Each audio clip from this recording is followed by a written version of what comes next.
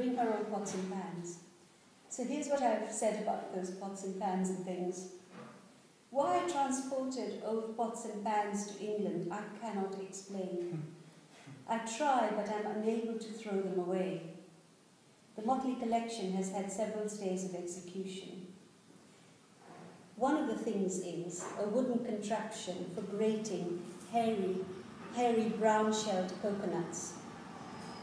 Its two slabs of wood are cleverly put together to make a folding stool. I want you to imagine what I'm describing, so it's like this, yeah? A flat, oval, rusting metal blade sticks out at one end, and it looks like the head of a tortoise. The coconut was broken, its sweet, cloudy juice drained into a glass, which always went to the favourite child in the extended family. Always a boy, always overweight and a bloody nuisance. And then the kitchen servants, who were always black, sat astride this grater as if it was a saddle, except it was so low that their knees came up almost up to their shoulders.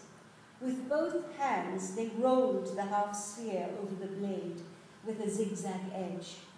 Sometimes they slashed their hands, and harsh employers abused them for what they thought was native idiocy, or for contaminating the white flesh of the coconut with their inferior blood. So this is what I mean, that by describing something that was used for cooking, you can understand how girls were treated, how black people were treated. And it's much more evocative than if I'd written and described it to you. So that's the kind of flavour of the book. I described the flight over, this is very funny, it's absolutely true. I flew over in 1972. And on the flight over, the plane is packed with Asians who consider themselves unbelievably lucky to have got the right to enter their own country. Remember, the people who came from Uganda, those who were allowed to come, all had British passports. They weren't refugees in the way we have real refugees now.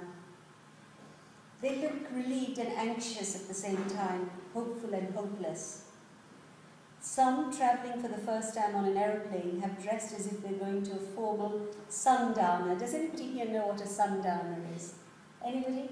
In the tropics, when under the colonies, when the sun went down, there would always be a cocktail time for the white colonialists in the veranda, and people dressed up and had their sundowners.